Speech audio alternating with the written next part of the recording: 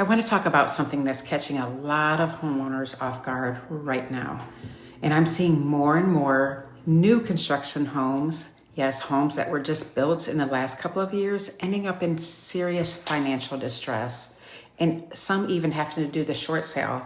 If you're thinking, wait a minute, that doesn't make any sense, those should be the safest homes. Well, you are not wrong, but you are also not seeing what's happening behind the scenes. So today I'm going to break down, number one, why this is happening. Number two, what's putting these homeowners in a tough spot. And three, what you need to watch out for if this is you or if you have a client in this situation. I'm Dawn with Short Sale Experts, and I specialize in helping homeowners navigate difficult situations, especially short sales across the country and not just here in Texas. What we're seeing right now is not 2008, but it is something that you need to understand before it becomes a problem. Let's just be clear here. This is not a foreclosure crisis. The bubble is not bursting. The foreclosure was driven by bad loans. These homeowners actually have good credit. They qualified for their loans. They locked in what looked and felt like great terms at the time. The issue isn't the loan. The issue is the payment and the equity position today. This is what I call a payment shock meets equity trap situation. Now, here is where one of the biggest issues is, and I actually call it the escrow shock. This is the one that nobody really talks about. Government knows about it and hopefully will do something, and it's big.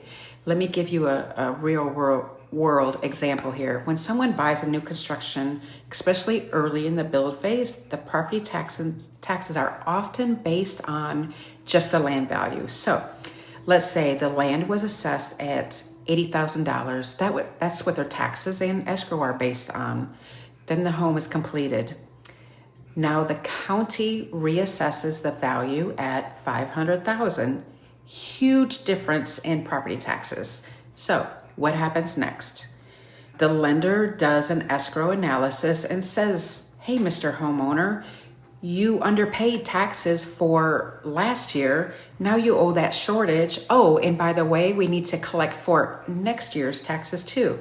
So now the homeowner is paying for the shortage plus the higher ongoing taxes. I have personally seen payments increase by $500, $800, even $1,300 per month on homes that are under $400,000, and nobody has prepared the homeowner for it.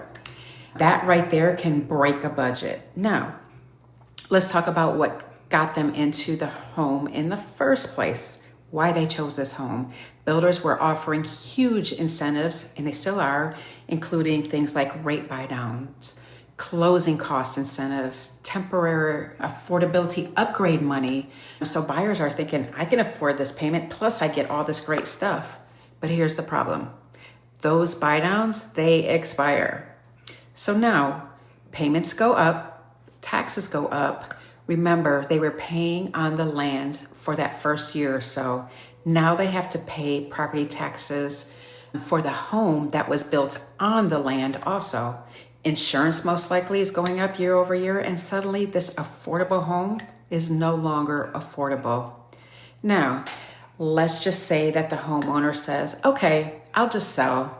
Sounds simple, right? Yeah, not so fast. If the community still has homes being built out anywhere nearby, the homeowner is now competing against those brand new homes that are still being built, those builders' incentives that they fell for, and the interest rates. Buy-downs still being offered. A resale home cannot compete with that. So what happens, you ask? Great question. They can't sell at the price because they can't sell the price that they need, and they may not have any equity, or worse, they may have to bring money to the table, and many homeowners just don't have that kind of cash sitting around. Now, let's talk about the hidden cost, and this is especially big here in Texas, and it's actually everywhere in all the states. New construction communities often come with HOA fees, we know that, MUD or PID taxes, which are additional assessments to help pay for the development of the community, higher insurance costs for the HOA, and of course this is passed on to the homeowners, and it all adds up. So the payment they thought they were signing up for is not the payment they're living with today. Why this turns into a short sale now. So now let's actually connect the dots. You've got a payment that just jumped unexpectedly, little to no equity in a home that won't sell at the price that they need to walk away from it, and rising monthly expenses. That is the perfect storm. And when a homeowner can't afford the payment or sell the home, that's when we start looking at options like a short sale. And let me say this clearly. A short sale is not a failure, people. It's a strategy. It helps you avoid foreclosure, protects as much credit as possible, and creates a way forward. So now what to do right now? If you're in this situation, or if you are a realtor and have a client in this situation, here's the most important thing. Don't wait. The sooner you take action, the more options you have, the more control you have, and the better the outcome. The biggest mistake I see is people wait until they are already behind on their payments, and that limits everything. If any part of this sounds familiar to you, or if you're starting to feel the pressure of the added expenses, I want you to reach out. I help homeowners all over the country navigate these exact situations. No pressure, no judgment, just a plan.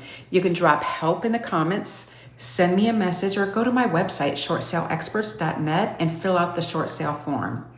And if you're an agent watching this and you've got a client in this situation, I can help. Let's partner and get them taken care of in the right way, because the goal isn't just to sell the home, is to help people through the hard moments too. This market is shifting, and it's been shifting. It continues to shift, and agents who understand this early are the ones who are going to lead.